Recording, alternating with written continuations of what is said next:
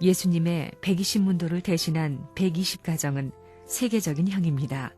120가정은 세계의 대표형으로서 세계적인 탕감 조건을 세울 수 있는 터전이 되기 때문에 120가정을 세움으로 말미암아 하나님이 세계적으로 찾아올 수 있는 기준을 세우게 된 것입니다.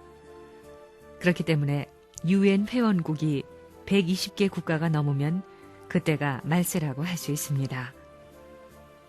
120가정은 세계의 모든 국가를 대표한 기준에서 세워진 가정입니다. 재림주님은 아담 가정의 입장을 탕감복귀해야 합니다. 따라서 아담, 노아, 아브라함형 가정을 찾아서 조상으로 세워야 한다는 것입니다. 그러기 위해서는 먼저 아담형 12가정을 찾고 다음에 노아형 12가정과 아브라함형 12가정을 찾아 종적인 조상을 세워야 합니다. 그래서 선생님이 36가정을 세웠던 것입니다. 이 조상들을 중심 삼고 가인 아벨형의 가정으로 찾아 세운 것이 바로 72가정입니다. 그리고 120가정은 세계 120개 국가의 지도자를 상징하는 것입니다. 횡적인 기준을 세워 평면적인 사방수의 세계형을 찾아 세운 것이 120가정입니다. 이것은 120국가를 대표한 것입니다. 124가정까지는 7년 노정입니다. 오늘날 120가정이 있기 때문에 새로운 이스라엘권을 중심 삼고 세계 120개 국가를 찾을 수 있는 기반이 연결되는 것입니다. 그렇기 때문에 예수님이 가정을 통해서 찾고자 했던 세계적인 모든 수가 선생님이 120가정을 축복함으로 말미암아 복귀된 기준이 결정된 것입니다. 여러분에게 필요한 것은 뭐냐 하면 84명과 120명을 전부 종족권 내에 세우는 것입니다. 그것이 종적입니다. 36가정, 72가정, 120가정 아니에요? 120이라는 것은 세계 대표입니다. 그렇기 때문에 예수님이 부활한 후 오순절에 다락방에 120명이 모인 것입니다. 그건 세계적 대표입니다.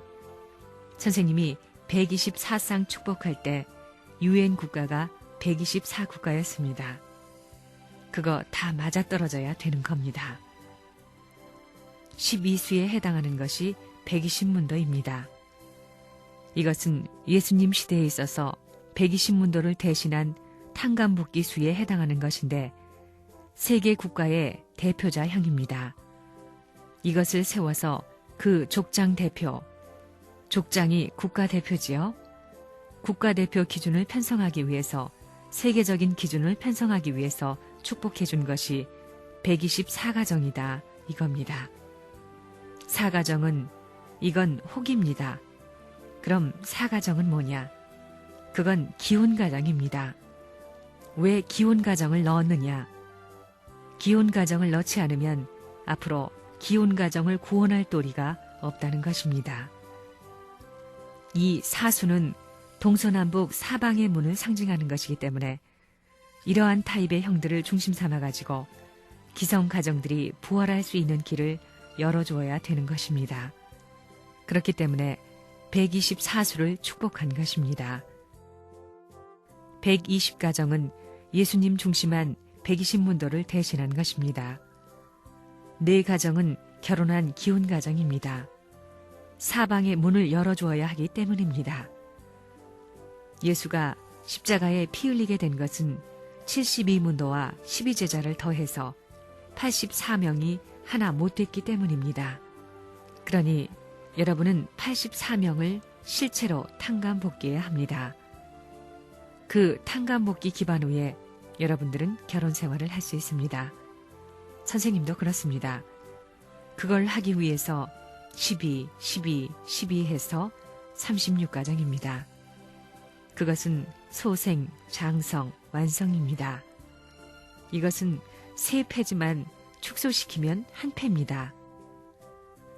그 다음엔 72가정도 마찬가지입니다. 그 기반 후에 120가정, 120가정 기반 후에 세계가 연결되는 겁니다. 예수님이 부활 승천한 다음에 120문도가 오순절에 지상에 강림했지요. 그건 세계 대표를 상징합니다. 예수가 유대교적 기준을 못 이룬 것이 한이기 때문에 그것을 대신한 120가정이 예수의 한을 풀어줄 축복가정이라는 것입니다. 그렇기 때문에 120가정은 선두에 서서 희생해야 된다고 하는 것입니다. 요전에 출동교육을 받은 지역장들은 전부 120가정일 것입니다. 120가정은 희생해야 된다 이겁니다. 120가정은 예수 시대의 120문도 입장으로 세계적인 집화 편성을 하는 데 있어서 세계 120국가를 대표한 국가적인 기대입니다. 예수님이 승천할 때에 120문도를 세웠지요. 120문도는 120가정을 말합니다. 그 다음에 지상에 있어서도 천상세계에 간 120국가 대표가 있는 겁니다. 그 국가 대표 반열에 여러분의 혈족들이 하나씩 들어감으로 말미암아 여러분의 활동 무대가 120개 국가의 천국 판도를 이어서 상속받아가지고 거기에 활동할 수 있는 기지를 연결하는 것입니다. 예수님에게 12제자와 70문도만이 있었던 게 아닙니다. 오순절에 승천하게 될 때에 120문도가 내려와가지고 세계적 선교운동을 시작한 것입니다. 그것을 대표한 것이 120국가입니다. 우리가 120가정 축복할 때에도 UN 가입한 나라가 124개국이었습니다. 우리도 124쌍인데 사쌍 가운데는 뭐냐면 동서남북을 중심 삼고 범죄자였던 사람입니다.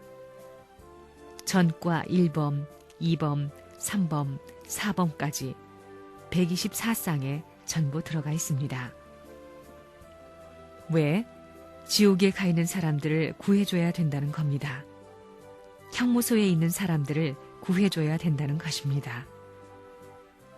우리에게 120가정이 있는 것과 마찬가지로 여러분들도 영계의 12지파의 10배를 통한 120족속들이 있습니다.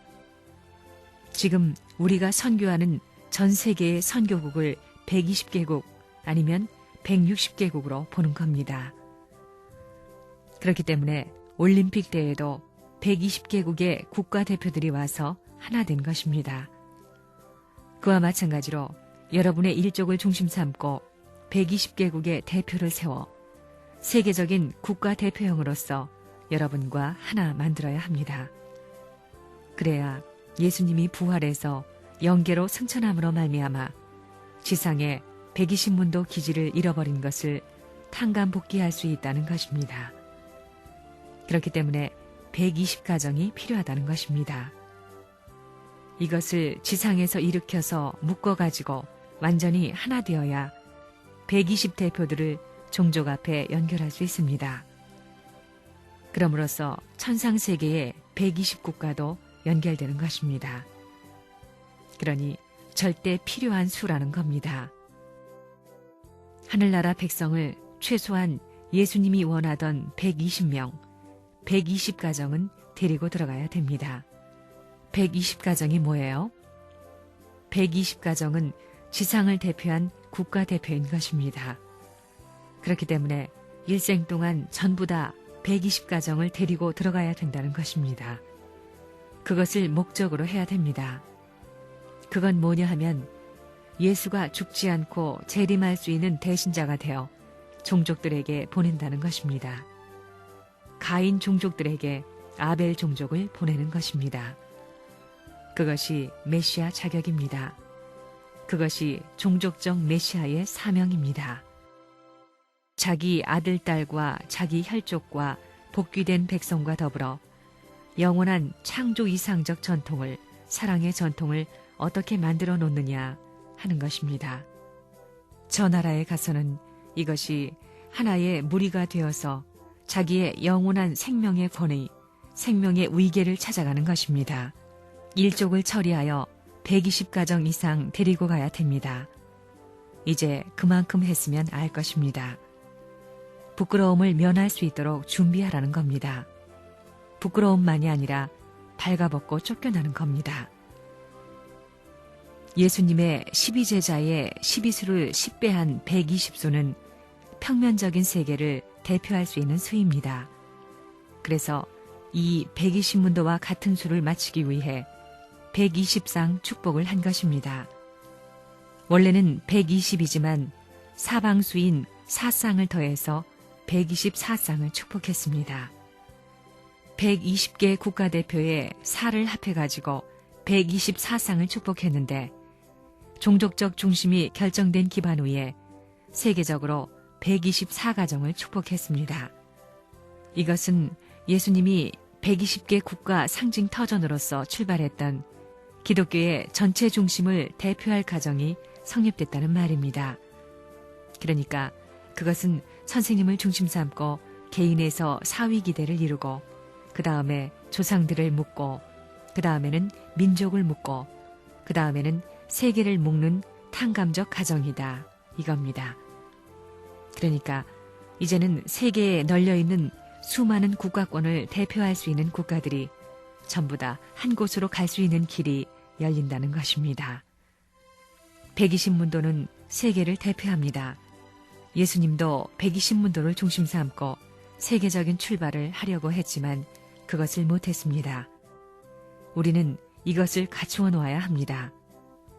세계를 표준화하고 나아가는 길 앞에 있어서 다리를 놓을 수 있는 자기의 후손을 단계적으로 세워야 됩니다. 후손을 세울 때에는 아무렇게나 마구 세우는 것이 아니라 세계적인 대표가 될 수 있는 자리에 세워야 합니다. 이것이 뭐냐? 통일교회의 36상, 72상, 124상 합동 결혼식입니다.